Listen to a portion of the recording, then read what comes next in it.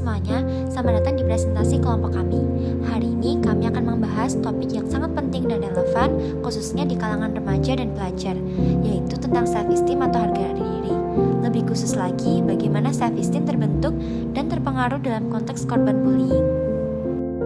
Self-esteem bukan sekedar soal percaya diri, tapi jauh lebih dalam dari itu. Self-esteem adalah bagaimana seseorang memandang, menilai, dan menghargai dirinya sendiri.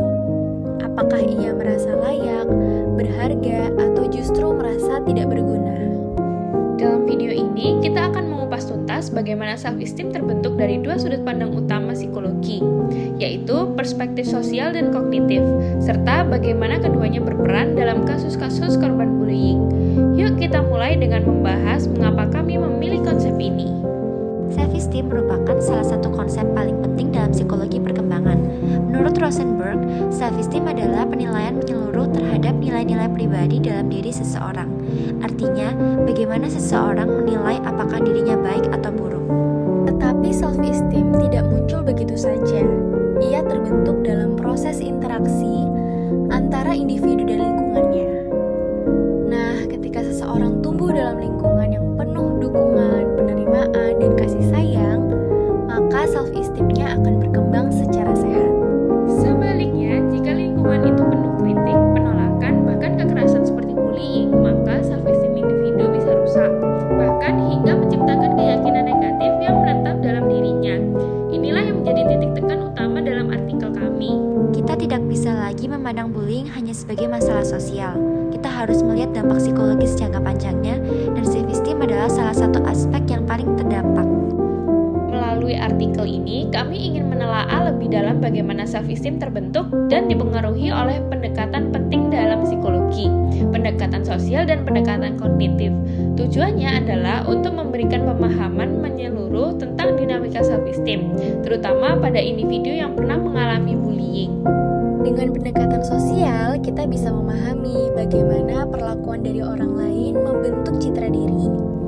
Sedangkan dengan pendekatan kognitif, kita bisa melihat bagaimana pikiran dan interpretasi individu terhadap pengalaman buruk dapat memperkuat atau menghancurkan harga dirinya.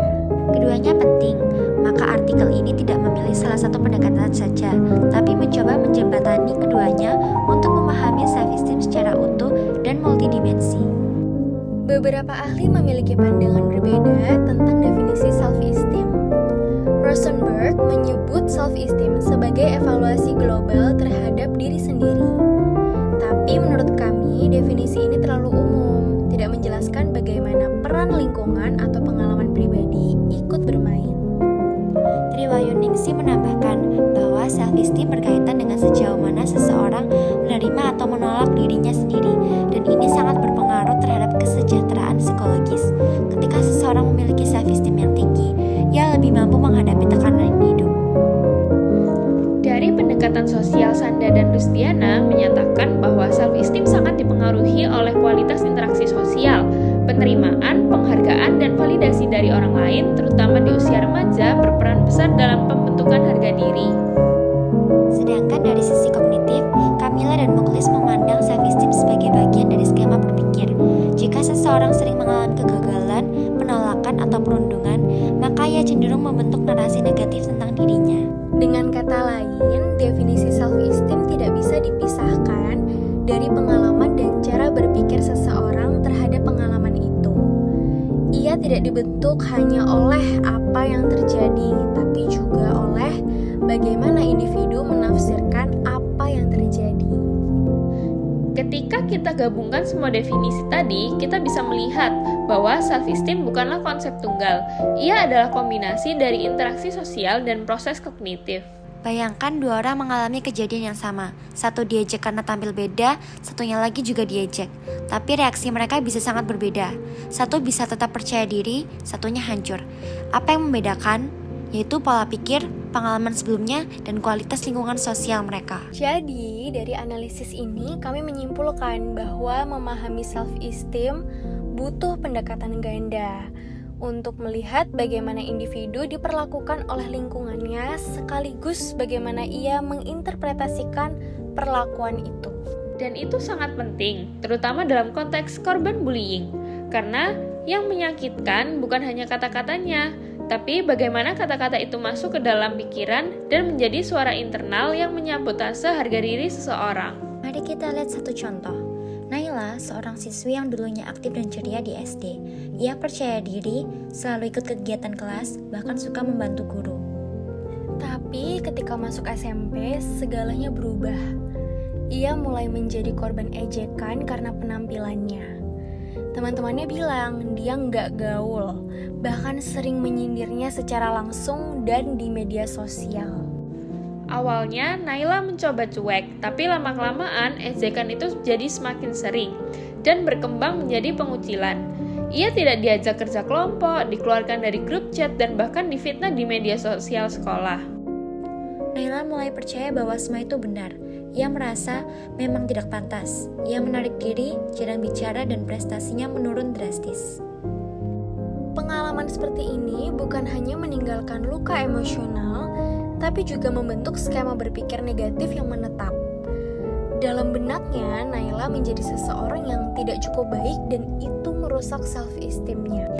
Berdasarkan seluruh kajian teori, perbandingan definisi dari para ahli, serta analisis dua pendekatan utama sosial dan kognitif, kami merumuskan satu definisi akhir yang menurut kami paling menggambarkan kompleksitas self-esteem, khususnya dalam konteks korban bullying. Self-esteem kami definisikan sebagai konstruk psikologis multidimensional yang mencerminkan evaluasi individu terhadap dirinya sendiri, yang terbentuk melalui interaksi sosial yang bermakna dan dipengaruhi oleh proses kognitif internal dalam menafsirkan pengalaman hidup. Lalu, kenapa definisinya kami susun seperti itu? Pertama, karena dari kajian pustaka, kami menemukan bahwa tidak ada satu pendekatan pun yang bisa secara utuh menjelaskan self-esteem. Jika hanya menggunakan pendekatan sosial, maka kita akan mengabaikan bagaimana cara pikir seseorang bisa memperkuat atau melemahkan dampak dari pengalaman sosial. Sebaliknya, jika kita hanya menggunakan pendekatan kognitif, maka kita akan gagal melihat betapa kuatnya pengaruh relasi sosial dalam membentuk dasar-dasar harga diri. Karena pada dasarnya, cara kita melihat diri sendiri sangat sering dibentuk dari cara orang lain memperlakukan kita. Selain itu, dalam konteks korban bullying, pendekatan ganda ini menjadi sangat penting. Bullying adalah pengalaman sosial yang negatif yang menjadi bagian dari pendekatan sosial. Tapi dampaknya bisa jauh lebih dalam karena korban menyerap makna dari kejadian itu ke dalam pikirannya dan memproduksi keyakinan negatif yang terus-menerus diulang di dalam batin. Inilah proses kognitif.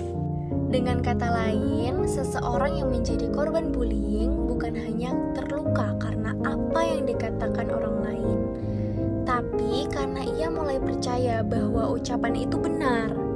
Ia menginternalisasi pesan negatif itu dan menjadikannya bagian dari identitas diri. Nah, disitulah harga dirinya mulai rusak. Maka, menyebut self-esteem sebagai multidimensional bukan hanya istilah formal, tetapi cerminan dari kenyataan bahwa self-esteem dibentuk oleh dimensi sosial dan kognitif yang saling berkelindan dan keduanya tidak bisa dipisahkan. Dengan definisi ini, kami berharap pembaca dan audiens bisa lebih memahami bahwa membangun atau memulihkan self-esteem bukanlah proses satu arah. Ia perlu pendekatan dari luar lingkungan yang suportif dan dari dalam proses berpikir yang sehat. Self-esteem tidak terbentuk dalam semalam. Ia dibentuk oleh lingkungan, pengalaman, dan pikiran kita sendiri.